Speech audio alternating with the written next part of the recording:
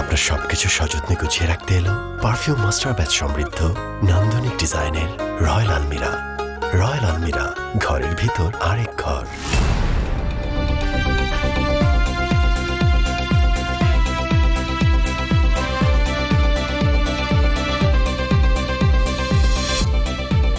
করোনায় দেশে একদিনে দ্বিতীয় সর্বোচ্চ মৃত্যু, কমেছে পরীক্ষা ও শনাক্তের সংখ্যা। ভারতে আক্রান্ত ছাড়ালো 50,000।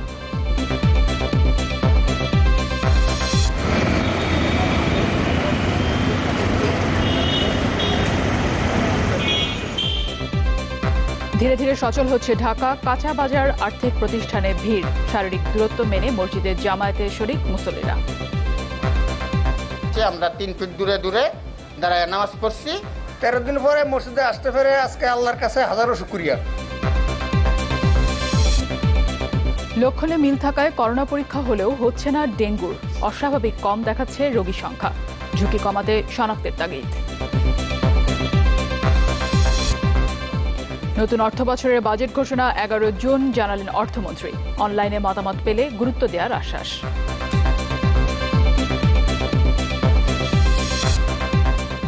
ডিজিটাল নিরাপত্তা আইনের মামলায় ডিএসইর পরিচালক সহ 2 জনের ঠাঁই হল কারাগারে। সাংবাদিকদের গ্রেফতারে ফখরুলের নিন্দা।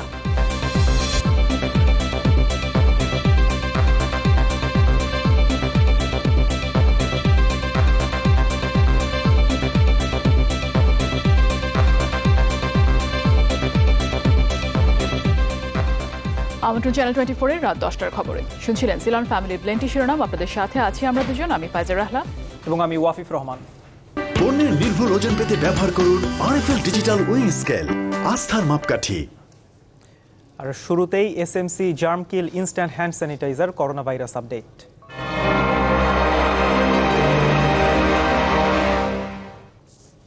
দেশে করোনায় মারা গেছেন আরও 13 জন, যা একদিনে দ্বিতীয় সর্বোচ্চ মৃত্যু। 3 সপ্তাহ আগে একদিনে সর্বোচ্চ 15 জন মারা গিয়েছিল। এই নিয়ে প্রাণহানি বেড়ে দাঁড়ালো 199 জনে। 3 দিন পর কমেছে শনাক্তের সংখ্যা। যদিও আগের দিনের তুলনায় গত 24 ঘন্টায় পরীক্ষার হারও কমেছে।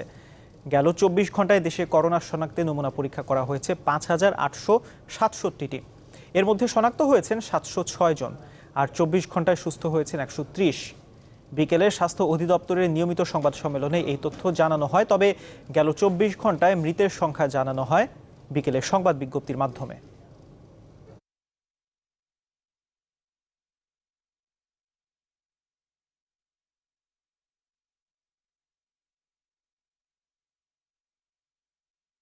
এই নমুনা পরীক্ষা করে যা শনাক্ত হয়েছে 706টি এবং এ পর্যন্ত শনাক্ত 12,425। আমাদের 24 ঘন্টায় সুস্থ হয়েছে 130 জন এবং এ পর্যন্ত 1,910 জন। মনে রাখবেন, আপনার সুরক্ষা আপনারই হাতে। সঠিক কোয়ালিটি কিনুন, জেনে শুনে বুঝে নিন। মানসম্মত ও সঠিক উপাদানের সংমিশ্রণে তৈরি ঈগল মশার কয়েল, জনস্বার্থে কাজী এন্টারপ্রাইজেস লিমিটেড। করোনায় যুক্তরাষ্ট্রে একদিন পর ফের ঊর্ধ্বমুখী মৃত্যুর মিছিল। দেশটিতে প্রাণহানি 73,500। ইউরোপে সবচেয়ে বেশি 30,000 মানুষ মারা গেছেন যুক্তরাজ্যে। ভারতে আক্রান্ত ছাড়িয়েছে 50,000। বিশ্বে প্রাণহানি 2,64,000। খুব সতর্কতার সাথে সংক্রমণ ঠেকাতে না পারলে লকডাউন বহাল রাখার আহ্বান বিশ্ব স্বাস্থ্য সংস্থার। বিশ্বে ভয়াবহ দুর্ভিক্ষের সংখ্যা জানিয়েছে জাতিসংঘ।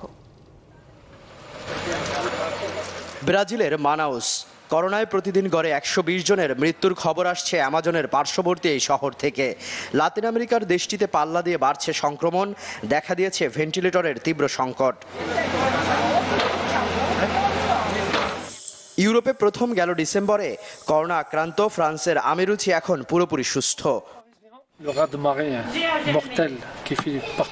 প্রায় সপ্তাহখানেক ধরে খুসখুসে কাশির পর আমার তীব্র জ্বর আসে।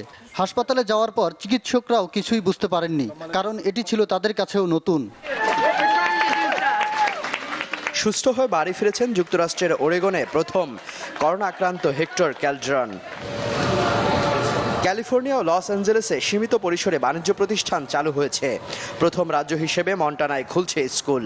একদিনের ব্যবধানে করোনা ভাইরাস টাস্কফোর্স বাতিলের সিদ্ধান্ত থেকেও সরে এসেছেন মার্কিন প্রেসিডেন্ট। আমরা যুক্তরাষ্ট্রের ইতিহাসে সবচেয়ে বাজে আক্রমণ মোকাবেলা করছি। এটা পার্ল হারবারের চেয়েও ভয়ঙ্কর, এমনকি ওয়ার্ল্ড ট্রেড সেন্টার ধ্বংসের চেয়েও। আগে কখনোই এমনটা হয়নি, আর কখনো আসবে কিনা সেটাও জানি না।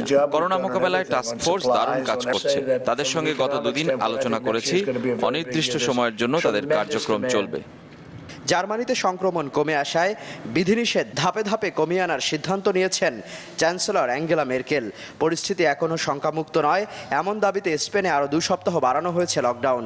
প্রাণহানিতে ইউরোপের সব দেশকে ছাড়ানো যুক্তরাজ্যে লকডাউন শিথিলের পরিকল্পনা রোববার ঘোষণা করবেন প্রধানমন্ত্রী Boris Johnson. I just want to explain to the House as a courtesy why it's happening on Sunday, Mr. Speaker. I'm sure you'd be interested.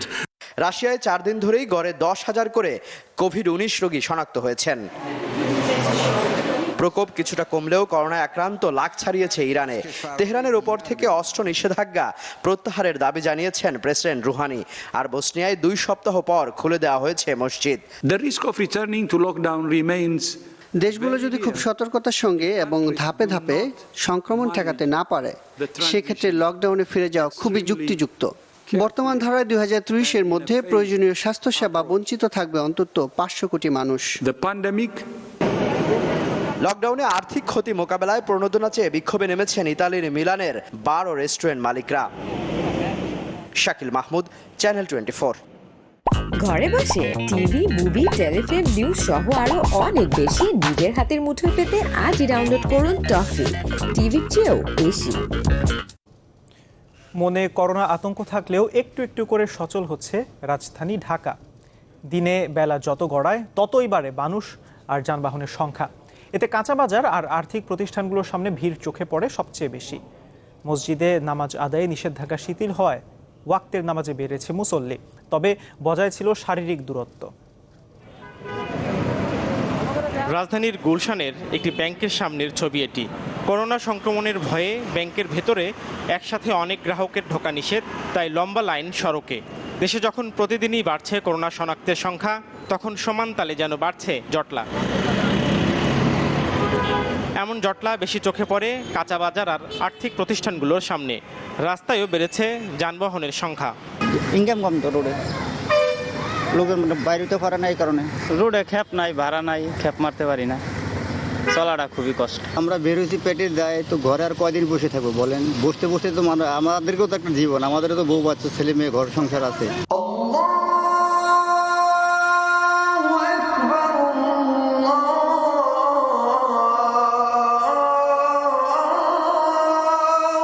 এদিকে 1 মাসেরও বেশি পর মসজিদে জামায়াতে নামাজ আদায়ে নিষেধাজ্ঞা শিথিল হয়েছে। ধর্ম মন্ত্রণালয় নির্দেশিত স্বাস্থ্যবিধি মেনেই মুসল্লিরা জোহরের নামাজ আদায় করে।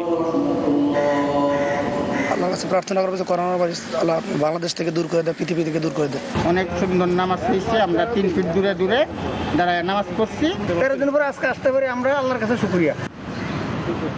রহমতের 10 দিন গড়িয়ে নাজাতের 3য় দিন থেকে তারাবির নামাজে মুখরিত সারা দেশের মসজিদ। নাফিউল ইসলাম লিংকন, চ্যানেল 24, ঢাকা। দেশে করোনা শনাক্তে যখন ঊর্ধ্বগতি, ঠিক সে সময় নমুনা পরীক্ষার মূল সমন্বয়ের দায়িত্ব থেকে সরিয়ে দেওয়া হয়েছে আইইডিসিআরকে।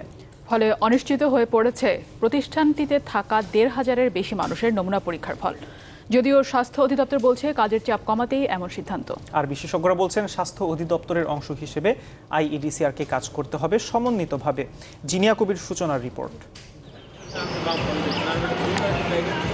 8 মার্চ 3 জন করোনা রোগী শনাক্ত হওয়ার পর থেকেই নমুনা পরীক্ষার সমন্বয়ের মূল কাজটি করেছে সরকারের রোগতত্ত্ব, রোগ নিয়ন্ত্রণ ও গবেষণা প্রতিষ্ঠান আইইডিসিআর। অথচ দেশে সংক্রমণ পরিস্থিতির গুরুত্বপূর্ণ সময়ে এসে সমন্বয়ের কাজটি থেকে সরে যেতে হলো প্রতিষ্ঠানটিকে। এখন থেকে যা করবে স্বাস্থ্য অধিদপ্তরের নিয়ন্ত্রণ কক্ষ, যে কারণে আইইডিসিআরে থাকা 1,500-এর বেশি মানুষের নমুনা পরীক্ষার ফল অনিশ্চিত হয়ে পড়েছে। প্রতিষ্ঠানটির মাত্রাতিরিক্ত কাজের চাপ কমাতেই এমন সিদ্ধান্ত, দাবি স্বাস্থ্য অধিদপ্তরের। আইডিসিআর অলরেডি অনেকগুলো কাজ আছে, তারা এই ল্যাবগুলোতে সেভাবে মান নিয়ন্ত্রণে কাজ করা, তারপরে এগুলোকে এখান থেকে 5% রিটেস্ট করা এবং গবেষণার কাজ করা, সার্ভেলেন্সের কাজ করা, অনেকগুলো কাজ তাদের আছে। সেখানে যে দলটা র্যাপিড রেসপন্স টিমটা যেটা বাইরে যে কাজ করছে, সেই টিমটা হলো যে স্বাস্থ্য অধিদপ্তর সম্মিলিত কন্ট্রোলের সাথে একসাথে মিলে কাজ করবে এবং একসাথে মিলে কাজ করলে কিন্তু কাজটা আরও ভালো ফল পাওয়া যাবে। আর যে নমুনাগুলো 1,500-এর মতো আমাদের রয়ে গেছে, সেটা কিছু টেস্ট 500 মতো নমুনা আইডিসিআরকে দেওয়া হবে, আর বাকি 1,000-গুলো বিভিন্ন ল্যাবের মধ্যে ভাগ করে দেওয়া হবে। আইডিসিআরের একাধিক কর্মকর্তা ও কর্মচারী করোনায় সংক্রমিত। এমন খবরের পর প্রশ্ন ওঠে প্রতিষ্ঠানটির নিজস্ব পরীক্ষাগারের সতর্কতামূলক ব্যবস্থা নিয়েও। সেখানকার মূল পরীক্ষাগারটিও এখন সংক্রমিত, যদিও প্রতিষ্ঠানটির প্রধান বৈজ্ঞানিক কর্মকর্তা বলছেন ভিন্ন কথা। ল্যাবে কাজ করতে গেলে তো অনেকে সংক্রমিত হবে, আমরা সবাই জানি, তাই না? আর আমরা আমাদের ল্যাব প্রতিদিনে ডিকন্টামিনেশন করি। এখন কেউ যদি বলে যে আপনি ডিকন্টামিনেশন করতেছেন কেন, আপনার ল্যাব ইনফেক্টেড, আমরা ইনফেকশন জিনিস নিয়ে কাজ করি। এটা আইডিসিআর এর দীর্ঘদিনের প্র্যাকটিস, আমরা প্রতিদিন ল্যাবে কাজ করার পরে ডিকন্টামিনেশন করি। করোনার হালনাগাদ তথ্য নিয়ে আইডিসিআর এর নিয়মিত ব্রিফিং আর রাতের প্রেস বিজ্ঞপ্তির তথ্য ছিল বিস্তর ফারাক, যা বিভ্রান্তিতে ফেলে গণমাধ্যম কর্মী সহ সবাইকে। এমন প্রশ্নে প্রধান বৈজ্ঞানিক কর্মকর্তা বলেন, নিয়মিত বিরতিতে নতুন তথ্য যোগ করায় এই বিভ্রাট হতো। যারা বলে যে বিভ্রান্তি হচ্ছে যারা তথ্য নিয়ে, তারা নিজেরা আসলে খুব বিভ্রান্ত। আগে আমরা যেটা করতাম সেটা হলো যে আমরা একদম লেটেস্ট ইনফরমেশন, আমরা 12টার সময় প্রেস ব্রিফিং করতাম, তো করার পরে আমরা একদম 5টা বা 6টার সময় যখন দিতাম তখনকার ইনফরমেশন দিয়ে আপডেট করে দিতাম। আবার পরের দিন প্রেস ব্রিফিং এ ওটা দিতাম না, সকাল পর্যন্ত যতগুলো আপডেট হইতো ততগুলো দিতাম। আমরা আপডেটে রাখছি। আর কিছু কিছু কালকে দেখছি কোথায় কোথায় লিখছে যে তথ্য অসঙ্গতি এই তারিখে, তার মধ্যে অধিকাংশ আমাদের করাই না। আমরা তো প্রেস ব্রিফিং একটা সময় পর্যন্ত করছি, প্রেস বিজ্ঞপ্তি দিচ্ছি একটা সময় পর্যন্ত, এরপরে তো সব তথ্য আমরা দেখি না আসলে। আইডিসিআর এর যে কোনো ব্যর্থতা স্বাস্থ্য অধিদপ্তরের উপর বর্তায়, তাই কোনো ধরনের প্রশ্ন তোলার সুযোগ না রেখে কাজ এগিয়ে নেওয়ার পরামর্শ বিশেষজ্ঞদের। আইডিসিআর হলো স্বাস্থ্য অধিদপ্তরের একটা ইনস্টিটিউট, কিন্তু আলাদা ইনস্টিটিউট, ডেফিনেটলি স্বাস্থ্য অধিদপ্তরের একটা অংশ। এটা অধিদপ্তরের কাজ হলো তার অধীনস্থ যে বিভিন্ন বিভাগ বা সংস্থা বা ইনস্টিটিউট আছে, তাদের সকলকে নিয়ে সমন্বিতভাবে কাজ করে। জিনিয়া কবির সূচনা, চ্যানেল 24, ঢাকা। হ্যালো আব্বা, হঠাৎ তোমার গলাটা শুনতে ইচ্ছা করলো। কেমন আছিস বাবা? তুই বাইরে যাস না তো? মা, তুমি কোনো কথা শুনতে চাও না। কই না শুনলাম মা। এতবার করে বলি সময় মতো ওষুধ খাবা। আচ্ছা, তোমরা হাত ধুচ্ছ তো একটু পর পর। আর কটা দিনই তো, একটু সাবধানে থাকিস, সব ঠিক হয়ে যাবে। এই ছোট ছোট কথাগুলোই তো সাহস যোগায়। ভালো রাখতে, ভালো থাকতে, কথা হোক বেশি বেশি। ভালো থাকো বাংলাদেশ।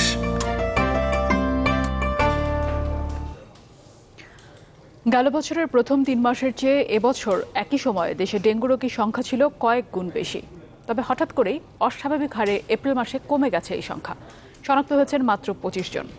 বিশেষজ্ঞরা বলছেন, করোনা আর ডেঙ্গুর অনেক লক্ষণ প্রায় একই। আক্রান্তদের কারো করোনা পরীক্ষা করা হলেও করা হচ্ছে না ডেঙ্গুর পরীক্ষা। পরিণতি, করোনা উপসর্গ নিয়ে মারা যাওয়া অনেকের শরীরে মিলছে না কোভিড-19-এর উপস্থিতি। শফিকুল ইসলাম সবুজের রিপোর্টে বিস্তারিত। বাড়ির আশপাশে জমে থাকা এমন পরিষ্কার পানিতে এডিসের লার্ভা জন্ম নিতে সময় লাগে 3 দিন। আরও 7-8 দিন পর তা হয়ে ওঠে পরিণত এডিস মশা। সে হিসেবে করোনাকালের বন্দি এই সময়ে কয়েক দফায় এমন মশা পেয়েছে প্রকৃতি। যদিও হিসাবের খাতা বলছে, দেশে করোনা আসার পর অস্বাভাবিক হারে কমছে ডেঙ্গু রোগীর সংখ্যা। চলতি বছর জানুয়ারি থেকে মার্চ পর্যন্ত এই 3 মাসে ডেঙ্গুতে আক্রান্ত হয়েছিলেন 271 জন। আর এপ্রিলে এই সংখ্যা নেমে এসেছে মাত্র 25 জনে। লকডাউনে থেকে মানুষ হসপিটালে যাচ্ছে না জ্বর হলেও, কারণ মানুষ আতঙ্কিত হচ্ছে জ্বর হলেই কেউ হয়তো ভাববে করোনা, অথবা হসপিটালগুলো করোনার ভয়ে অনেক জ্বরের রোগী নিচ্ছে না, অথবা হসপিটালগুলো যখন জ্বরের রোগী পাচ্ছে তখন তাকে টেস্ট করতেছে করোনার পাশাপাশি যদি জ্বর হয় ডেঙ্গু বা চিকুনগুনিয়াও টেস্ট করা প্রয়োজন, কারণ সামনে আমাদের ডেঙ্গু এবং চিকুনগুনিয়ার যে সিজন সেটি শুরু হচ্ছে। এই বিশেষজ্ঞের সাথে একমত স্বাস্থ্য অধিদপ্তরও। প্রতিষ্ঠানটির রোগ নিয়ন্ত্রণ শাখার প্রধান জানান, হাসপাতালগুলোকে ডেঙ্গু পরীক্ষার বিষয়ে নির্দেশনা দেওয়া হয়েছে। কোভিড এবং ডেঙ্গুর প্রায় একই রকম এই জন্য আমরা জ্বর হলেই যেন কোভিড এটা আমরা মনে না করি। প্রায় ৪৩,০০০ মতো কিট কিন্তু ৬৪টা ডিস্ট্রিক্টে দেওয়া হয়েছে ফেব্রুয়ারি মাসে। 2 বার করে চিঠি দেওয়া হয়েছে সমস্ত উপজেলার সিভিল সার্জন সবাইকে।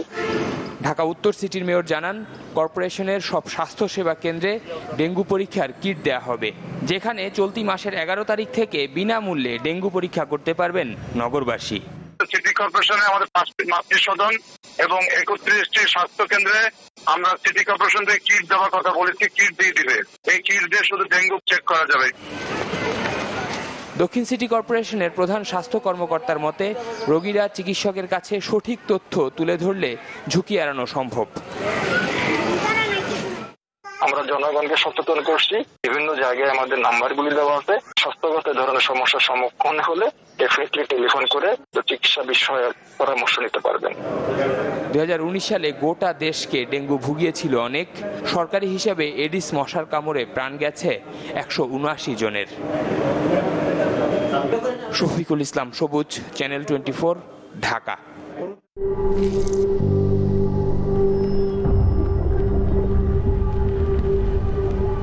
শিরশির অনুভূতিকে দ্রুত হার মানান সেন্সোডাইন র্যাপিড রিলিফের সঙ্গে। 60 সেকেন্ডে কার্যকরী, ক্লিনিক্যালি প্রমাণিত। তথ্য প্রযুক্তির ব্যবহার ও ভিডিও কনফারেন্সিংয়ে বিচার কাজ পরিচালনার বিধান রেখে একটি অধ্যাদেশের অনুমোদন দিয়েছে মন্ত্রিসভা। সকালে প্রধানমন্ত্রী শেখ হাসিনার সরকারি বাসভবন গণভবনে সীমিত পরিসরে মন্ত্রিসভার নিয়মিত বৈঠকে এই অনুমোদন দেওয়া হয়। করোনার কারণে সংসদ না বসায় জরুরি ভিত্তিতে এই অধ্যাদেশ করার সিদ্ধান্ত নেওয়া হয়েছে। সরকারি ছুটির কারণে দীর্ঘ সময় ধরে আদালত বন্ধ থাকায় বিচার কাজ চলছে না। মন্ত্রিসভায় অনুমোদনের পর আসামিদের কারাগারে রেখেই ভিডিও কনফারেন্সিংয়ে বিচারের পথ উন্মুক্ত হলো।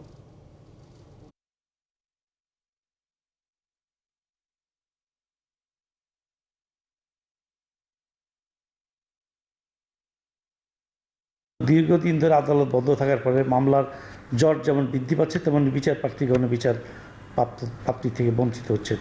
এই অবস্থা থেকে উত্তরণের জন্য ভিডিও কনফারেন্সিং সহ অন্যান্য ডিজিটাল মাধ্যমে বিচার কার্যক্রম করার জন্য আদালত কর্তৃক তথ্য প্রযুক্তি ব্যবহার অধ্যাদেশ 2020 শীর্ষক একটি অধ্যাদেশ এখানে উপস্থাপন করা হয়েছে। যেহেতু এখন পার্লামেন্ট চালু নেই, সেজন্য আইন করা যাবে না, বিধায় এটা জরুরি ভিত্তিতে অধ্যাদেশ করার রিকোয়েস্ট করা হচ্ছে। ঠান্ডা বা গরম কিছু খেলে দাঁতে যে শিরশিরে অনুভূতি হয়, সেটাই দাঁতের সেন্সিটিভিটি। দ্রুত সমাধান না করলে এটি আরও গুরুতর হতে পারে। ডেন্টিস্টরা সেন্সোডাইন ব্যবহারের পরামর্শ দেন, কারণ সেন্সোডাইন দাঁতের শিরশিরে অনুভূতি থেকে আরাম দেয়। আগামী 11 জুন জাতীয় সংসদে ঘোষণা করা হবে 2020-21 অর্থ বছরের বাজেট। এ তথ্য নিশ্চিত করেছেন অর্থমন্ত্রী আ.হ.ম মুস্তফা কামাল। তিনি জানান, অন্যান্যবার অর্থনীতিবিদ সহ বিভিন্ন খাতের প্রতিনিধিদের সাথে মতবিনিময় করে বাজেট প্রণয়ন করা হয়। এবার সেই সুযোগ নেই, তবে অর্থ মন্ত্রণালয়ের ওয়েবসাইটে কেউ মতামত জানালে সেটিকে গুরুত্বের সাথে দেখা হবে বলেও আশ্বস্ত করেন তিনি।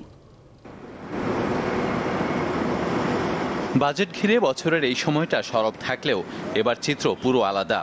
প্রত্যাশা অনুযায়ী বাস্তবায়ন হচ্ছে না অর্থ বছরের শেষ প্রান্তিকের কার্যক্রম। সংশ্লিষ্ট মহলগুলোর সাথে আলাপ আলোচনাও বন্ধ। এমন বাস্তবতায় 2020-21 অর্থ বছরের বাজেট পিছিয়ে দেওয়ার ইঙ্গিতও মিলেছিল এর আগে, তবে সেই আশঙ্কা উড়িয়ে দিলেন অর্থমন্ত্রী। আমাদের সময় অনুযায়ী বাজেটটি আমাদের সংসদে নিয়ে আসতে হবে, সেখানে ডিলে করব না। আমাদের সেই কাজটি করার জন্য আমাদের বিভিন্ন মন্ত্রণালয়ের যে সমস্ত অ্যালোকেশনগুলো থাকবে, এবং আমাদের অনেক রানিং প্রজেক্ট আছে, এই রানিং প্রজেক্টগুলো আমাদের শেষ করতে হবে, সেখানে আমাদের টাকার যোগান দিতে হবে।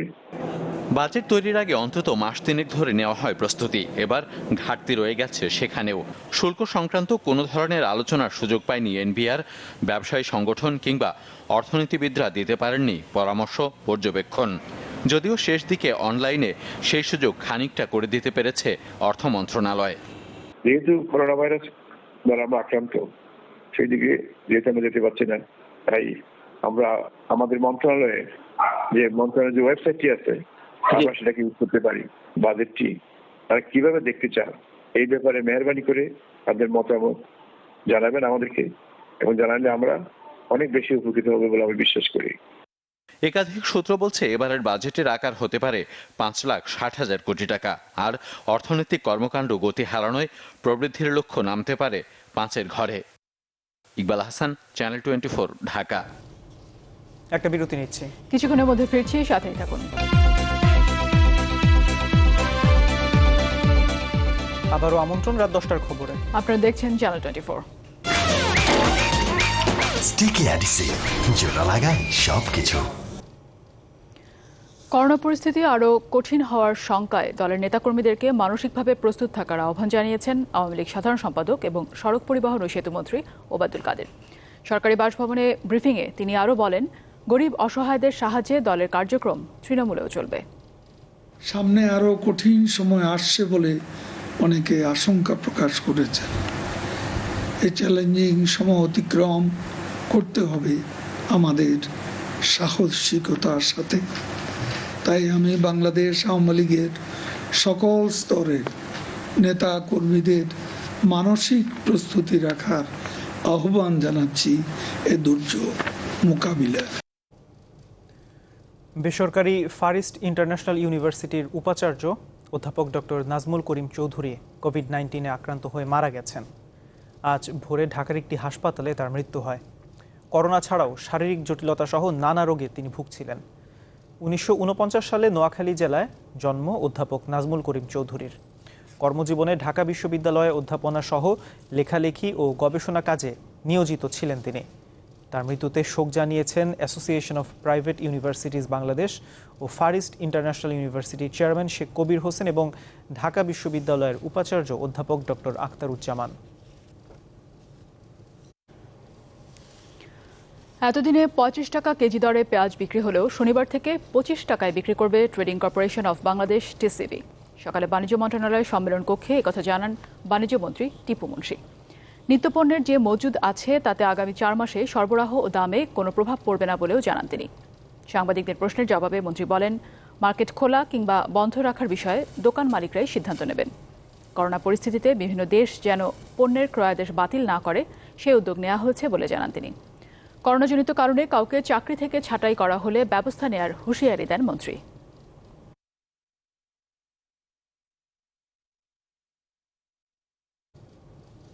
ডিজিটাল নিরাপত্তা আইনের মামলায় ডিএসি পরিচালক ও ব্লগার মিনহাজ মান্নান ও রাষ্ট্রচিন্তার সদস্য দিদারুল ভূঁইয়াকে জেল হাজতে পাঠানো হয়েছে। একই সাথে তাদের জামিন আবেদনও নাকচ করেন আদালত। সংবাদকর্মীদের সত্য প্রকাশের দায়ে কারাগারে নেওয়া হচ্ছে বলে অভিযোগ করেন বিএনপি মহাসচিব মির্জা ফখরুল ইসলাম আলমগীর। করোনা মহামারীর সময়ে গুজব ছড়ানোর অভিযোগে কার্টুনিস্ট, সাংবাদিক, লেখক সহ 11 জনের বিরুদ্ধে গত মঙ্গলবার রাজধানীর রমনা থানায় মামলা করে র্যাব। এতে 4 জনকে গ্রেপ্তার করা হয়। বৃহস্পতিবার দুপুরে রাষ্ট্রচিন্তার সদস্য দিদারুল ভূঁইয়া ও ডিএসি পরিচালক মিনহাজ মান্নানকে আদালতে হাজির করে 7 দিনের রিমান্ড আবেদন করে পুলিশ। তবে আদালত খোলার পর এটি নিষ্পত্তির কথা বলে তাদের কারাগারে পাঠানো হয়। একই সাথে দিদারুল ও মিনহাজের জামিন আবেদনও নাকচ করা হয়। এজাহার নামীয় 11 জন আসামি সহ অজ্ঞাতনামা 4-5 জন আসামি বাংলাদেশের এই মহামারী পরিস্থিতিকে গোলাটে করার জন্য, বাংলাদেশ সরকারের সুনাম বিনষ্ট করার জন্য তারা বিভিন্ন নেতা নেত্রীদের ছবি বিকৃত করে পোস্ট করেছে। তাকে যেন জামিন মঞ্জুর করা হয়, কারণ তার জীবনের রিস্ক আছে। এই মুহূর্তে আসামিদেরকে জেল থেকে ছেড়ে দেওয়া হচ্ছে, সেইখানে একটা ফালতু অভিযোগে, কোনো ধরনের ভিত্তিহীন একটা অভিযোগে আপনি যখন আসলে মানুষকে কারাগারে নিয়ে যান, তখন তার আসলে জীবনের ঝুঁকি তৈরি হয়। রাজধানী গুলশানে বিএনপি চেয়ারপারসনের কার্যালয়ে সাংবাদিকদের পিপিই দেওয়ার সময় দলের মহাসচিব মির্জা ফখরুল ইসলাম আলমগীর বলেন, করোনা ইস্যুতে সত্য প্রকাশের দায়ে সংবাদকর্মীদের গ্রেপ্তার করছে সরকার, সবার মুক্তিও দাবি করেন তিনি। আজকে সংবাদকর্মীদেরকে তাদের সত্য প্রকাশের দায়ে তাদেরকে কারাগারে নেওয়া হচ্ছে সেই নিবর্তনমূলক আইনে। সরকারের প্রতি খুব পরিষ্কার আহ্বান যে অবিলম্বে সকল গ্রেফতারকৃত সাংবাদিকদের মুক্তি দিন, এবং একই সঙ্গে আরেকটি দাবি এর আগেও আমি করেছিলাম যে রাজনৈতিক কারণে যারা কারাগারে আছেন, যাদেরকে দণ্ড দেওয়া হয়েছে, তাদেরকে মুক্তি দিন। ঢাকার মার্কিন দূতাবাসের উদ্যোগে অনলাইন ট্রেনিং কোর্সের উদ্বোধনে মার্কিন রাষ্ট্রদূত আল মিলার বলেন, করোনার মতো মহামারীর সময় সংবাদ সংগ্রহ ও প্রচারে সাংবাদিকদের স্বাধীনতা থাকা উচিত। Press freedom plays an essential role in providing the facts and accurate information needed to keep citizens informed and safe amid COVID-19 crisis. Journalists should be free to pursue the truth without fear of censorship, harassment, or arrest. as they perform this life-saving service. Miller জানান, corona মোকাবেলায় বাংলাদেশকে $22 million সহযোগিতা করছে যুক্তরাষ্ট্র। এর আওতায় চিকিৎসক ও স্বাস্থ্যকর্মীদের জন্য এই ট্রেনিং কোর্সের আয়োজন করা হয়েছে। এটি সবার উপকারে আসবে বলে মনে করেন বিএসএমএমইউ এর উপাচার্য Kanakkanti Barua. This course has been designed to train the doctors on how to provide Morshed Hasib, channel 24, Dhaka. COVID-19 সময় হলো আরেকটি বিরতির, আমাদের সাথেই থাকুন। আবারও আমন্ত্রণ রাত 10টার খবরে। চ্যানেল 24 দেখছেন। বকেয়া বেতন ও শ্রমিক ছাঁটাইয়ের অভিযোগে গাজীপুরে আজও বিক্ষোভ করেছেন পোশাক কারখানার শ্রমিকরা। সকালে ভান্ডারা এলাকায় দেউ ফ্যাশন লিমিটেডের শ্রমিকরা ছাঁটাইয়ের অভিযোগে রাস্তায় নামেন। তাদের দাবি, মার্চ মাসের বেতন দিয়েই গেল 6 মে পর্যন্ত কারখানা বন্ধ ঘোষণা করা হয়। এছাড়া ওই দিনই কয়েকজন শ্রমিককে জোরপূর্বক অব্যাহতি পত্রে স্বাক্ষর নেয় কর্তৃপক্ষ। যারা স্বাক্ষর করেননি তাদের মধ্যে 400 জনকে ফোন দিয়ে চাকরিচ্যুতির বিষয়টি জানানো হয়। এছাড়া দুপুরে বকেয়া বেতনের দাবিতে টার্গেট ফ্যাশন ও করিম টেক্সটাইল মিলের শ্রমিকরা বিক্ষোভ করেন। এদিকে রাজধানীর রামপুরায় বন্ধ গার্মেন্টস খুলে দেওয়ার দাবিতে বিক্ষোভ করেন বার্গো লিমিটেডের শ্রমিকরা। তবে মালিকপক্ষ বলছে ঝুঁকি নিয়ে কারখানা খুলতে পারছেন না। এবার জিপিএইচ ইস্পাত হাল না ছাড়ার গল্প।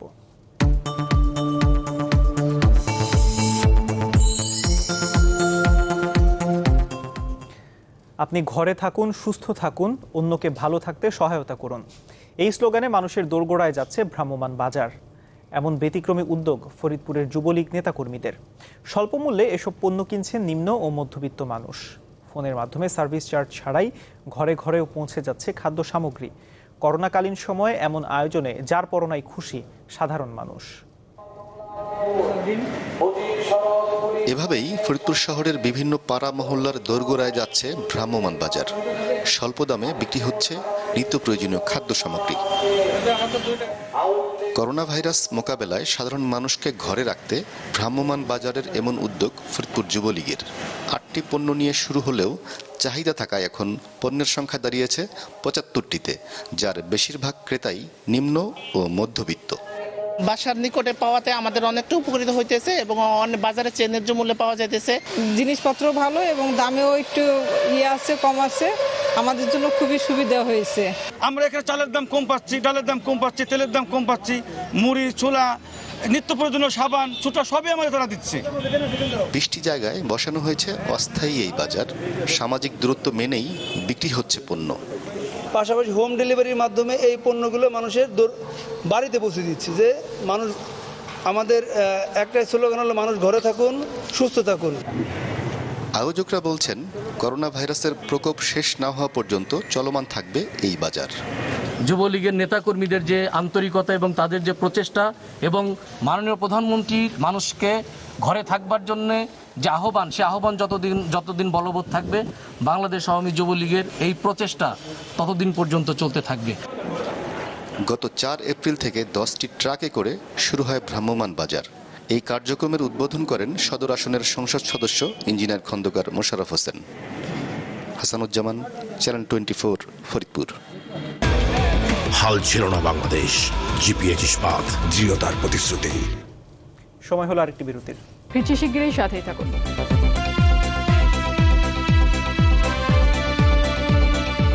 বিরতির পর আরেকবার আমন্ত্রণ জানাবো আরো কিছু খবর। ভারতের অন্ধ্রপ্রদেশের একটি রাসায়নিক কারখানায় বিষাক্ত গ্যাস ছড়িয়ে পড়ায় মারা গেছে 8 বছরের এক শিশুসহ অন্তত 13 জন। অসুস্থ হয়েছেন 5000-এর বেশি মানুষ। হাসপাতালে ভর্তি 300 জন। ভোররাত 3টার দিকে বিশাখাপত্তমের আর বেঙ্কটপুরমের এলজি পলিমার্স ইন্ডিয়া প্রাইভেট লিমিটেডের রাসায়নিক প্ল্যান্টে গ্যাস লিক হয়। এতে আশেপাশের 3 কিলোমিটার এলাকার মধ্যে আতঙ্ক ছড়িয়ে পড়ে। স্থানীয় অনেকের চোখ জ্বলা ও শ্বাসকষ্ট দেখা দেয়। সামাজিক যোগাযোগ মাধ্যমে ভাইরাল হওয়া ভিডিওতে এক নারীকে হঠাৎ করে সড়কে অবচেতন হয়ে পড়ে যেতে দেখা গিয়েছে। শতাধিক মানুষ হুড়াহুড়ি করে হাসপাতালে ছোটেন। ঘটনাস্থলে দমকল কর্মী ও পুলিশ মোতায়েন করা হয়েছে। আগাম সতর্কতা হিসেবে ওই এলাকার বাসিন্দাদের ঘরের বাইরে বের না হওয়ার নির্দেশ দিয়েছে অন্ধ্রপ্রদেশ রাজ্য সরকার। উহান, করোনার জন্মস্থান ঘিরে বিশ্বব্যাপী আলোচনা, কৌতূহলের শেষ নেই। গেল বছর ডিসেম্বর থেকে এবছরের মে পর্যন্ত 6 মাসে কি ধরনের অভিজ্ঞতার সাক্ষী হলো চীনের অন্যতম ঘনবসতিপূর্ণ এই নগরী? করোনা আক্রান্ত দেশগুলোর কি শেখার আছে উহান থেকে? দেখে নিতে চাই ঘটনাবহুল উহানের 6 মাসের সময় পরিক্রমা।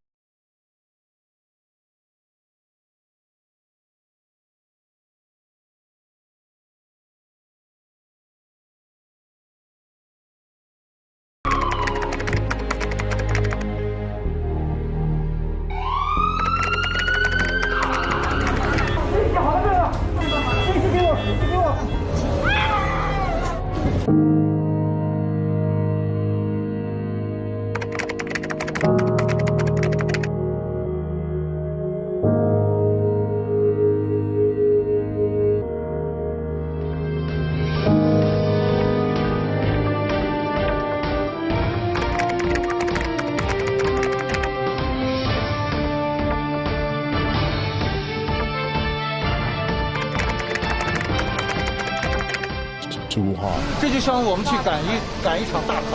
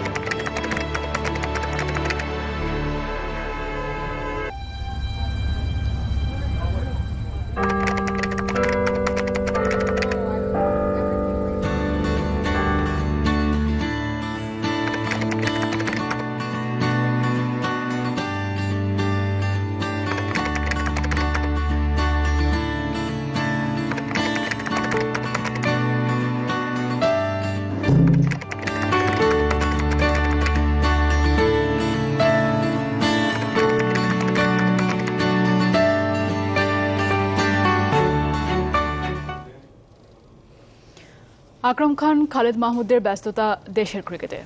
সমসাময়িক আমিনুল ইসলাম কাজ করছেন বৈশ্বিক ক্রিকেট নিয়ে। আইসিসির ক্রিকেট ডেভেলপমেন্ট অফিসার হিসেবে কর্মরত আমিনুল পেয়েছেন বড় দায়িত্ব। 94 দেশের ক্রিকেট ডেভেলপমেন্ট পরিকল্পনা তৈরি করছে আইসিসি, যার টিম লিড দেশের প্রথম টেস্ট সেঞ্চুরিয়ান। ইমার্জিং বোর্ডগুলোর ক্রিকেট কার্যক্রম পরিকল্পিত করা আর ক্রিকেটার তৈরিতে বড় ভূমিকা রাখতে যাচ্ছে আইসিসি। প্রথম বিশ্বকাপ অধিনায়ক, প্রথম টেস্ট সেঞ্চুরিয়ান, অনেক প্রথমের সাক্ষী আমিনুল ইসলাম। সমসাময়িক আকরাম খান, খালেদ মাহমুদ, মিনহাজুল আবেদিনরা ক্রিকেট ছেড়েও আছেন ক্রিকেটের সাথে। বর্তমান বোর্ডের গুরুত্বপূর্ণ ভূমিকায় আকরাম মাহমুদ।